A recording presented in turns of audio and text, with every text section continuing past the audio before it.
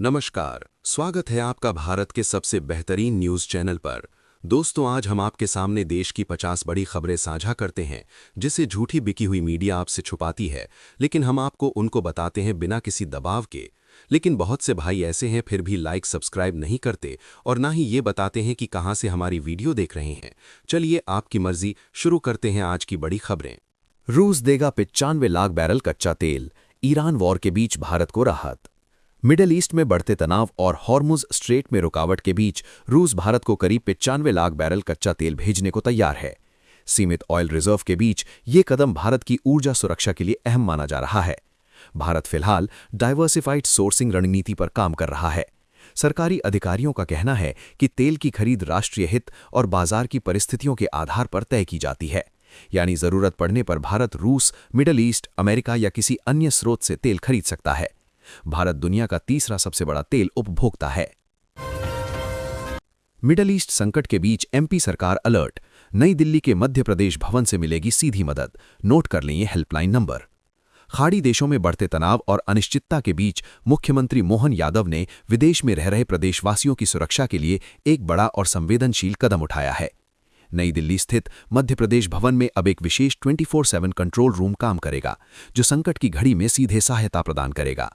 Middle east में उपजी वर्तमान अप्रत्याशित परिस्थितियों और युद्ध के मंडराते खतरों को देखते हुए मुख्यमंत्री मोहन यादव ने प्रदेश के नागरिकों की सुरक्षा के लिए अहम निर्णय लिया है। सिंघवी, रेड्डी, फूलो और बौद्ध जाएंगे राज्यसभा। कांग्रेस ने 6 उम्मीदवारों के नाम का ऐलान कर दिया है। कांग्रेस ने 6 प्रत्याशियों को राज्यसभा का टिकट दिया है, जिसमें वरिष्ठ वकील अभिषेक मनु सिंघवी से लेकर आदिवासी समुदाय की फूलो देवी और दलित समाज से आने वाले करमवीर बौद्ध के नाम शामिल हैं। देश के 10 राज्यों की 37 राज्यसभा सीटों के नामांकन का आज यानी गुरुवार को अंतिम दिन है। कांग्रेस ने अपने उम्मीदवारों के नाम का ऐलान कर दिया है। आईआईटी हैदराबाद में खास इंटर्नशिप का मौका, हर महीने मिलेंगे इतने रुपए। देश के जाने माने टेक्निकल संस्थानों में शुमार Indian institute of technology Hyderabad की ओर से श्योर इंटर्नशिप प्रोग्राम के लिए आवेदन मांगे गए हैं। Indian institute of technology Hyderabad की ओर से summer undergraduate research exposure internship 2026 की शुरुआत की गई है, जिसके लिए आवेदन मांगे गए हैं। ये इंटर्नशिप प्रोग्राम उन छात्रों के लिए है जो पढ़ाई के साथ व्यावहारिक अनुभव हासिल करना चाहते हैं। अब अमेरिका का तेल का खेल बिगाड़ेगा चीन, कर दिया ये ऐलान। ईरान और इजराइल जंग के बीच चीन ने कच्चे तेल को लेकर बड़ा बयान दिया है, जो ये संकेत देता है कि चीन क्रूड ऑयल को लेकर कुछ बड़ा कदम उठा सकता है। मिडल ईस्ट में तनाव बढ़ने से चीन पर तेल को लेकर दबाव बढ़ गया है, क्योंकि चीन ज्यादातर तेल ईरान और हॉर्मुज जलडमरू मध्य से मंगाता है। ये वही मार्ग है जो ईरान के कंट्रोल में है, और अब ईरान ने साफ तौर पर कह दिया है कि कोई भी तेल टैंकर या जहाज इस रास्ते से गुजरता है तो उस पर हमला होगा। जल रहे कराची, लाहौर, इस्लामाबाद, पाकिस्तान में हालात आउट ऑफ कंट्रोल। पाकिस्तान के कराची में ईरान के supreme leader ayatollah Ali Khamenei की अमेरिका इजराइल द्वारा मौत की खबर पर बेकाबू हालात बने। सैकड़ों प्रदर्शनकारी अमेरिकी कॉन्सुलेट पर हमला कर परिसर में घुस गए, जिसमें आगजनी और हिंसा भड़क गई। सुरक्षा बलों ने आंसू गैस और लाठीचार्ज किया। गोलीबारी में कम से कम 12 लोग मारे गए हैं। ईरान के supreme leader ayatollah Ali Khamenei की अमेरिका और इजराइल द्वारा किए गए हमलों में मौत की खबर के बाद पाकिस्तान की राजधानी इस्लामाबाद, कराची और लाहौर शहर में हालात बेकाबू हो गए हैं। तावड़े और अठावले जाएंगे राज्यसभा, बीजेपी ने जारी की महाराष्ट्र की लिस्ट। महाराष्ट्र में राज्यसभा के द्विवार्षिक चुनाव के लिए बीजेपी ने 4 उम्मीदवारों के नाम घोषित कर दिए हैं। केंद्रीय चुनाव समिति ने रामदास आठले, विनोद तावड़े, माया चिंतामण ईवानते और रामराव वडकुले के नामों की मंजूरी दी है। नामांकन की अंतिम तारीख 5 मार्च है। मतदान और मतगणना 16 मार्च को होगी। महाराष्ट्र में राज्यसभा चुनाव को लेकर राजनीतिक हलचल तेज हो गई है। भारतीय जनता पार्टी ने राज्यसभा के द्विवार्षिक चुनाव के लिए अपने उम्मीदवारों का ऐलान कर दिया है। युद्ध की आग में दुबई का रियल एस्टेट मार्केट, अरबों डॉलर के निवेश पर बड़ा खतरा। दुनिया का सबसे सुरक्षित ठिकाना आज खुद अपनी सुरक्षा के लिए जद्दोजहद कर रहा है। जहां दुनिया भर के रईस लोग अपने लिए सुरक्षित ठिकाना तलाशते थे, और आज वहां के रियल एस्टेट मार्केट पर खतरा मंडरा रहा है। लोग फिलहाल वहां के मार्केट से दूरी बना रहे हैं। सपनों की नगरी दुबई, जहां आसमान चूमती कांच की इमारतें और समंदर की लहरों पर बसते लाशायन विला हर किसी को अपनी ओर खींचते हैं। आम इंसान के लिए ये एक ख्वाब है तो रईसों और बॉलीवुड सितारों के लिए दूसरा घर। लेकिन युद्ध के साये में इसकी चमक फीकी पड़ती दिख रही है। मिडिल ईस्ट में जंग, पूरी दुनिया का निकल रहा है तेल। भारत चीन में भी बना डर। मिडिल ईस्ट में छिड़ी जंग ने तेल की कीमतों में जोरदार इजाफा किया है।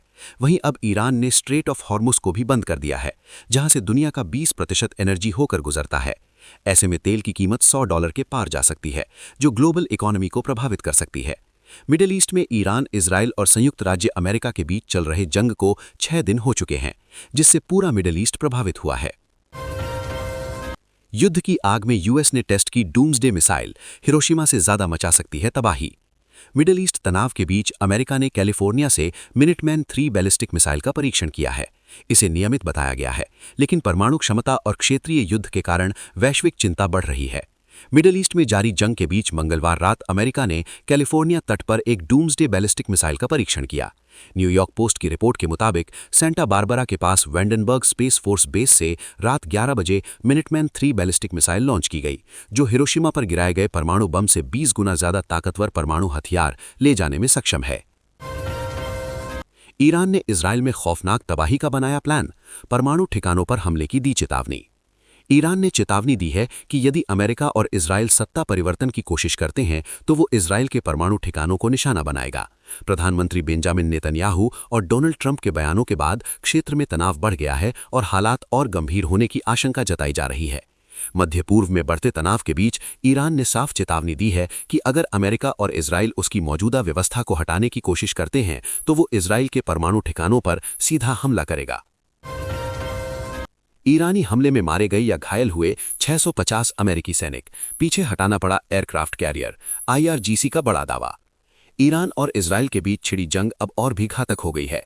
इस्लामिक रेवोल्यूशनरी गार्ड्स कॉर्प्स ने दावा किया है कि उनके जवाबी अभियान ऑपरेशन ट्रू प्रॉमिस 4 में भारी नुकसान झेलने के बाद अमेरिकी विमान वाहक पोत अब्राहम लिंकन पीछे हट गया है। तेहरान के मुताबिक 2 दिनों में सैकड़ों अमेरिकी सैनिक हताहत हुए हैं। ईरान की इस्लामिक रेवोल्यूशनरी गार्ड्स कॉर्प्स ने मंगलवार को दावा किया है कि ईरान की जवाबी कार्रवाई ट्रू प्रॉमिस 4 ऑपरेशन के पहले 2 दिनों में अमेरिकी सेना को भारी नुकसान हुआ है। तो ये थी आज की कुछ जरूरी खबरें जो आपको बतानी बहुत ही जरूरी थीं।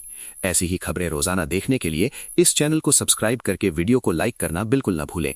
आपका एक सब्सक्राइब हमको आगे बढ़ने की हिम्मत देता है।